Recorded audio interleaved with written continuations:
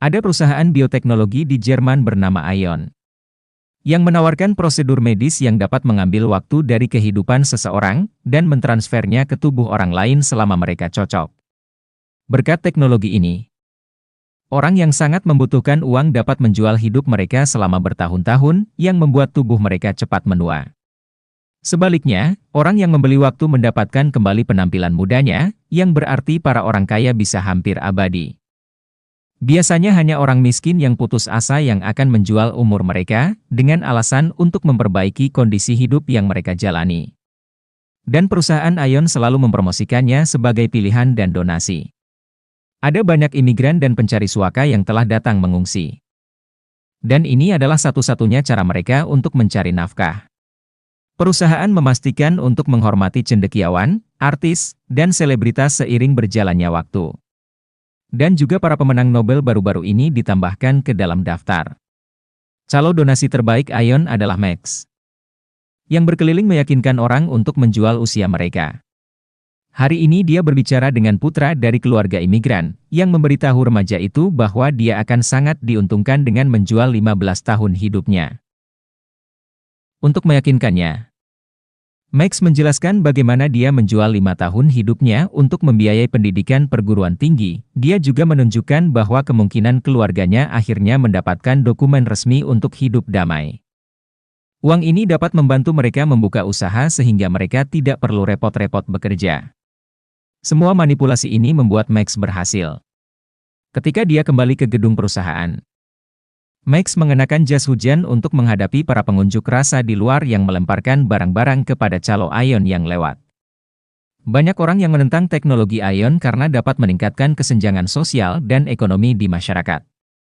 Begitu masuk, Max menghadiri upacara khusus di mana dia menerima penghargaan sebagai agen terbaik tahun ini. Kemudian pendiri perusahaan yang bernama Sophie Thyssen memberikan pidato besar tentang pentingnya pekerjaan mereka. Sementara itu di salah satu klinik Ion, ada pasien sedang menjalani hari yang tenang. Tapi tiba-tiba seorang pria yang berpakaian seperti karyawan mengeluarkan pistol dan menembak sekelompok orang di dalam ruangan. Aksinya diakhiri dengan mencoret dinding dengan simbol A dan kemudian kabur. Dia dari grup Adam, yang dimaksudkan sebagai organisasi anti-Ion. Mereka menggunakan kegiatan teroris untuk menghentikan perusahaan dan membunuh orang atas nama menyelamatkan masyarakat. Kemudian, Sophie bersama pengawalnya Kaya dan Noak sedang menonton video yang dikirim oleh pemimpin Adam yang bernama Lilith, yang menjanjikan akan mendatangkan lebih banyak kekacauan. Max kembali ke rumah dan menyiapkan makan malam khusus untuk merayakan penghargaannya bersama istrinya Elena. Mereka belum selesai membayar apartemen, tapi mereka punya impian yaitu mempunyai seekor anak. Jadi sebelum makan, akhirnya mereka melakukan yang mantap-mantap terlebih dahulu. Keesokan harinya, pasangan itu pergi mengunjungi orang tua Elena. Ayahnya bercanda dengan mengatakan membeli beberapa tahun ekstra untuk dirinya sendiri, tetapi dia sangat jelas menunjukkan penghinaan terhadap pekerjaan Max, yang dia anggap tidak etis. Elena menyela sebelum pertengkaran meningkat, tetapi selama perjalanan pulang, Max berharap dia akan membelanya alih-alih bersikap netral yang mengganggu. Saat pasangan itu kembali ke gedung mereka, mereka terkejut saat mengetahui apartemen mereka terbakar. Tidak hanya kehilangan semua barang miliknya, uangnya juga hilang karena berada di rumah. Ketika mereka pergi menemui perusahaan asuransi, mereka menemukan bahwa pihak asuransi tidak akan menanggung insiden ini, karena laporan menunjukkan adanya lilin yang menyala, yang dianggap sebagai kelalaian. Elena bersumpah dia selalu memadamkan semua lilin sebelum meninggalkan tempat itu. Tapi itu laporan resmi dan mereka tidak bisa berbuat apa-apa. Lebih buruk lagi, Max mengetahui bahwa untuk mendapatkan pinjaman dari bank, Elena harus menawarkan 40 tahun hidupnya sebagai jaminan, yang tidak pernah dia katakan kepadanya. Max mencoba menawarkan tahunnya sendiri, tetapi ditolak karena tidak ada penerima yang cocok untuknya. Hal ini membingungkan Max karena dia sebelumnya pernah berdonasi, tetapi ternyata penerimanya baru saja meninggal. Ketika mereka meninggalkan perusahaan asuransi, polisi menangkap Elena untuk mencegahnya melarikan diri dari negara tersebut. Max bersumpah dia akan mendapatkan uang untuk membayar bank dengan cara lain. Ia kemudian pergi menemui Sophie untuk menjelaskan situasinya, dan membuat Sophie berjanji dia akan melihat apa yang bisa dia lakukan. Setelah itu, Sophie mengadakan pertemuan dengan pemegang saham perusahaan, yang lelah membuang-buang sumber daya untuk memeriksa DNA yang kompatibel. Karena itu berarti beberapa orang mungkin tidak akan pernah mendapatkan kesempatan untuk membeli beberapa tahun ekstra. Dan disposisi genetik sangat jarang terjadi. Mereka kemudian menyebut Sophie terlalu bias, karena ambisinya yang kuat.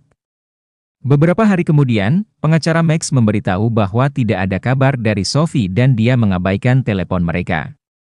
Tanpa pilihan lain, Max pergi ke klinik dan mencoba mengunjungi Elena, tetapi mereka mengatakan kepadanya bahwa dia harus menunggu sampai prosedur selesai.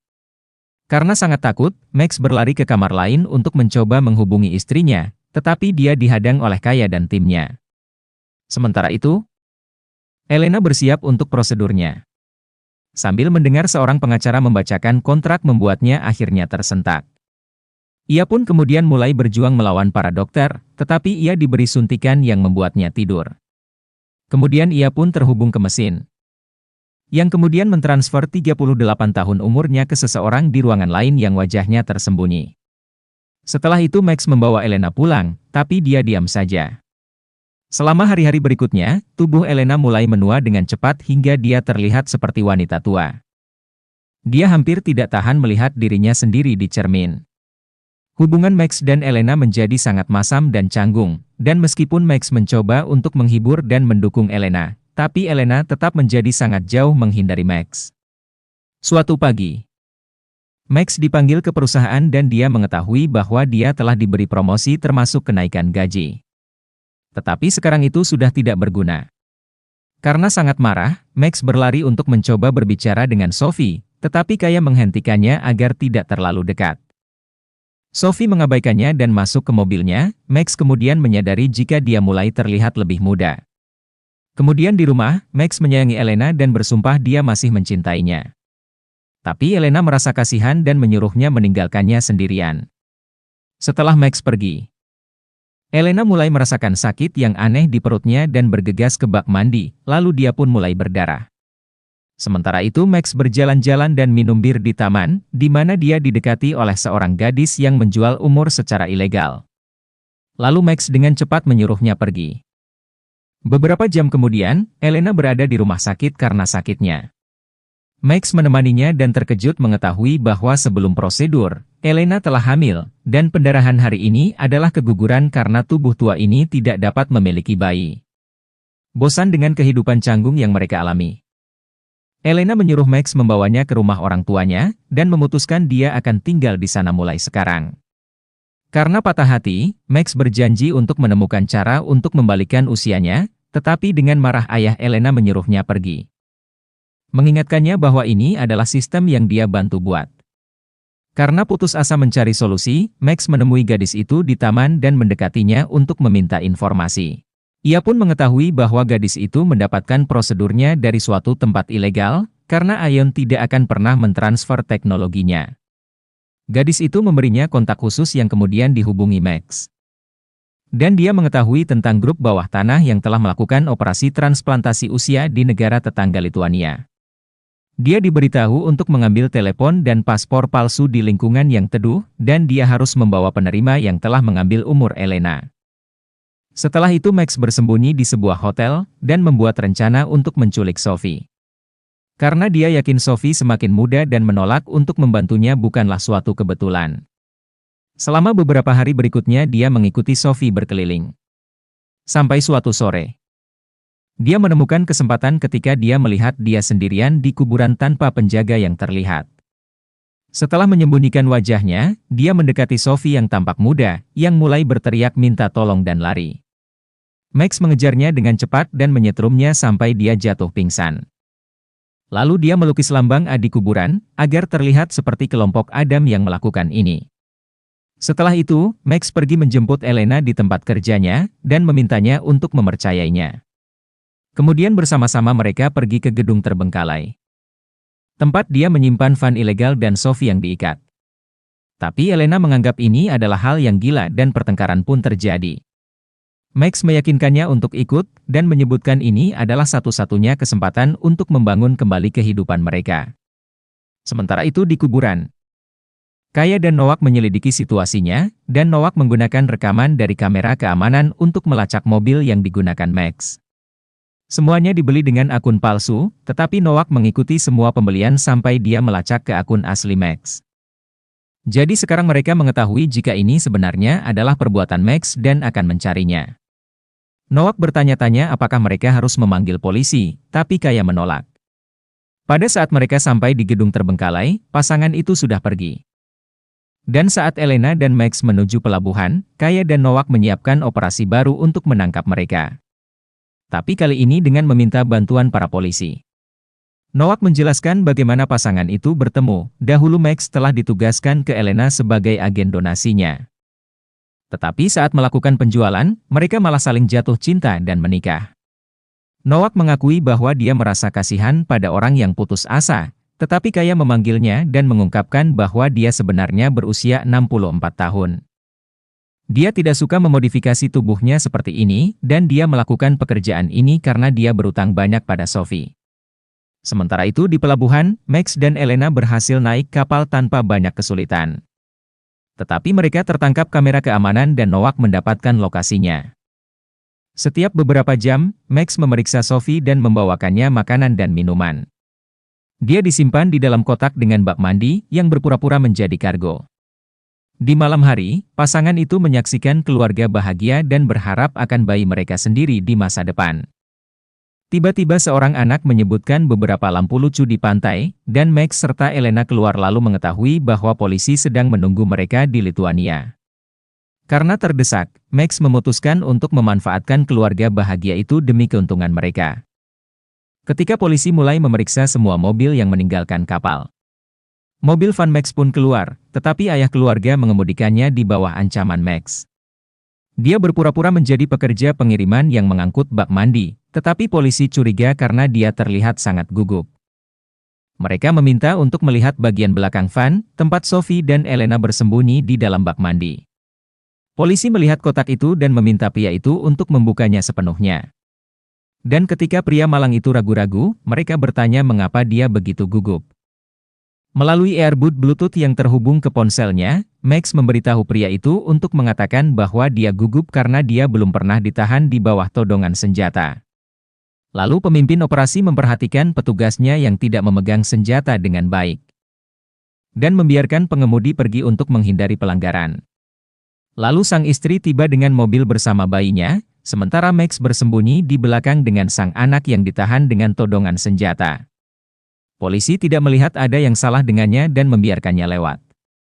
Kedua kendaraan berhenti di jalan, Max kemudian melepaskan keluarga itu untuk bersatu kembali. Tetapi sebelum melepaskannya, Max menghancurkan ponsel mereka dan menembak salah satu ban mobilnya. Melihat bayinya menangis, Elena merasa bersalah. Kemudian pasangan itu pergi dengan mobil van dengan Sophie masih terikat di bak mandi. Beberapa jam kemudian, mereka berhenti di tengah jalan sehingga Sophie dapat mengosongkan ember kencingnya. Tetapi sekarang setelah dia dapat berbicara, dia menjelaskan bahwa dia bukan Sophie. Dia adalah putrinya yang bernama Mari, yang kebetulan terlihat sangat mirip sekarang. Hal itu karena ibunya telah menjalani transplantasi umur. Max tidak percaya padanya dan mencari informasi di internet, lalu mendapatkan Sophie hanya memiliki satu anak perempuan yang meninggal beberapa tahun yang lalu, yang makamnya dia kunjungi waktu dia tertangkap. Mari menjelaskan ini dilakukan untuk menghindari perhatian pers, dan dia dijauhkan dari sorotan. Tetapi Max tidak mempercayainya dan membawanya kembali ke bak mandi. Namun Elena mulai ragu. Akhirnya mereka menemukan hotel terbengkalai dan memutuskan untuk bermalam di sana. Mari diizinkan keluar dan dia bersikeras bahwa dia bukan Sophie. Lalu menjelaskan bahwa dia sebenarnya membenci pekerjaan ibunya, karena itu tidak etis dan dia berada di pihak Elena dan Max. Elena mulai berdebat dengan Max, yang masih tidak mempercayainya. Dan dia menunjukkan bahwa meskipun ceritanya benar, Mari harus tetap menjadi donor umur untuk Elena karena memiliki DNA yang sama dengan ibunya. Elena merasa ngeri dengan keinginan Max yang memanfaatkan seorang anak tidak bersalah kemudian meninggalkan ruangan. Mari kemudian meminta untuk mandi, jadi Max membawanya ke kamar mandi. Mari menjelaskan bahwa Sophie telah menemukan metode transplantasi usia. Saat mencoba menyembuhkan saudara perempuannya yang telah mati. Max berbalik karena Mari akan membuka baju, dan Mari menggunakan kesempatan ini untuk memukulnya dan melarikan diri. Mari segera lari ke hutan yang gelap, dan tidak mendapatkan sinyal telepon yang dicurinya. Dia melihat cahaya di dekatnya yang berarti dia sedang dikejar. Dia bergegas lari, tetapi ketika dia akan menyeberangi genangan air, ternyata itu adalah lubang yang dalam dan dia mulai tenggelam. Mari mencoba untuk berpegangan pada pohon tumbang. Dan tidak punya pilihan selain berteriak minta tolong. Untungnya lampu tersebut ternyata adalah Elena yang dengan cepat membantunya keluar. Para wanita kembali ke hotel dan Mari akhirnya bisa mandi. Ketika dia melepas pakaiannya, Elena menyadari bahwa dia tidak memiliki bekas luka dari prosedur tersebut. Yang artinya dia benar-benar Mari. Elena memberitahu Max tentang hal ini. Tetapi dia menjelaskan kulit mungkin beregenerasi selama prosedur. Dan mengingatkan Elena bahwa dia melakukan ini agar mereka dapat memiliki bayi. Dia memberitahu Elena bahwa dia pantas mendapatkan yang lebih baik dan menciumnya. Yang kemudian meningkat menjadi melakukan yang mantap-mantap. Sementara Mari yang diikat dapat mendengar mereka dari bak mandi. Sementara itu, Noak memberitahu Kaya bahwa dia telah menemukan lokasi pasangan tersebut, dan mereka bersiap untuk mengejar ke hotel terbengkalai. Beberapa jam kemudian, Elena dan Max tiba-tiba dibangunkan oleh beberapa pria yang menodongkan senjata ke arah mereka. Ternyata itu adalah kelompok Adam, yang mengambil senjata Max sebelum Lilith mengungkapkan jati dirinya. Lalu dia memastikan jika gadis itu adalah Mari dan bukan Sophie. Mereka kemudian membawa ketiganya ke sebuah bangunan terbengkalai, di mana dia mengungkapkan seluruh kebenaran. Ternyata Sophie telah mencari donor untuk keperluannya sendiri, dan orang yang cocok itu kebetulan adalah Elena. Perusahaan telah mengirim Max karena dia adalah calo terbaik mereka. Tetapi bukannya membuat Elena menyumbang, keduanya malah jatuh cinta dan akhirnya menikah. Sophie membutuhkan sumbangan umur Elena, jadi dia sengaja membakar apartemen mereka. Tujuannya adalah membunuh Max agar Elena mau menyumbangkan beberapa tahun hidupnya. Saat Max menuduh Lilith sebagai pembunuh, Lilith memberi Elena senjata dengan hanya satu peluru. Lalu menyuruhnya untuk membunuh Mari atau mengakhiri hidupnya sendiri. Elena tidak berani melakukan keduanya lalu menjatuhkan senjatanya. Lilith kemudian mengatakan bahwa mereka adalah orang yang munafik. Karena tidak mau membunuh orang yang jelas telah bersalah atas nama kemanusiaan. Tapi kemudian membiarkan dokter melakukan hal yang sama atas nama mereka. Pada saat itu, ponsel Max menerima lokasi klinik ilegal, yang akan melakukan prosedur selama 6 jam. Jika tidak ingin melewatkan janji temu, pasangan itu harus membantu Lilith membunuh Sophie. Saat Kaya mengelilingi gedung dengan timnya, Max keluar. Dan berpura-pura Adam tidak bersama mereka. Dia memberitahu tim bahwa hanya Sophie yang diizinkan masuk, dan jika ada orang lain yang mencoba memasuki gedung, Elena akan menembak Mari. Sophie yang tampak muda muncul dan menerima persyaratan, tetapi sebelum dia bisa masuk. Kaya bertanya-tanya bagaimana Max tahu Sophie bersama mereka. Dia menyadari ini adalah jebakan, dan tiba-tiba Noak mengeluarkan senjatanya dan menembak Sophie dan menjatuhkannya. Kaya segera membunuh Noak, dan dari dalam gedung kelompok Adam mulai menembaki tim Sophie. Max bergegas kembali ke hotel, tapi kemudian ia terjatuh ketika sesuatu meledak di dekatnya. Setelah menghindari beberapa penjaga, dia ditangkap oleh seorang pemberontak. Tetapi setelah bertukar beberapa pukulan, dia berhasil menjatuhkannya. Kemudian Max meraih Elena dan Mari. Lalu kemudian menyeret mereka ke garasi untuk melarikan diri. Saat Max mencoba menyalakan mobil, Mari mengungkapkan bahwa dia mengambil pistol dan mencoba menembak Elena. Tetapi untung saja tidak ada pelurunya. Elena kecewa karena Mari mencoba membunuhnya. Karena sebelumnya dia telah menolak untuk menembaknya. Dia kemudian meraih Mari dan membenturkan kepalanya ke mobil sampai pingsan. Kemudian ketiganya melarikan diri dengan mobil. Sementara itu, Kaya memeriksa ponsel Noak. Dan mengetahui bahwa dia telah melakukan kontak dengan para pemberontak, yang ternyata dia telah menjadi bagian dari kelompok Adam selama ini. Beberapa jam kemudian, Max mengaku dia tidak ingin melakukan apapun pada Mari, karena dia tidak ingin menjadi seperti Lilith. Namun Elena sudah muak dengan tingkah Max yang seenaknya ini, jadi dia menendang Max keluar dari mobil. Lalu mengancam akan mengakhiri segalanya untuk dirinya sendiri. Setelah Max pergi, Elena pergi ke klinik ilegal. Mari diseret di luar keinginannya. Dan tak lama prosedur transplantasi usia pun selesai.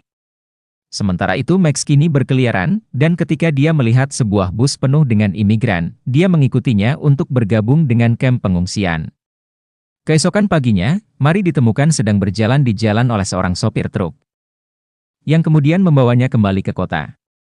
Setelah beberapa hari, dia bertemu kembali dengan Sophie, yang masih hidup dan sehat karena ternyata dia mengenakan rompi anti peluru. Kemudian Kaya mengumumkan dia berhenti, karena dia lelah membunuh orang hanya untuk bisnis. Selama hari-hari berikutnya, Mari mulai menua dengan cepat. Namun Sophie yang egois menolak untuk menyumbangkan sebagian dari usianya kepada putrinya sendiri. Lalu berjanji untuk segera menemukan donor yang tepat untuk anaknya itu. Beberapa bulan kemudian, Max menemukan Elena di pantai. Dia terlihat muda dan telah hamil. Elena sekarang telah memiliki suami baru untuk merawatnya. Dan ketika dia melihat Max, dia bahkan tidak mencoba untuk berbicara dengannya. Max kemudian menjalani kehidupan barunya, yaitu menjadi pemberontak dengan kelompok Adam, yang bertekad untuk balas dendam dan menjatuhkan Sophie.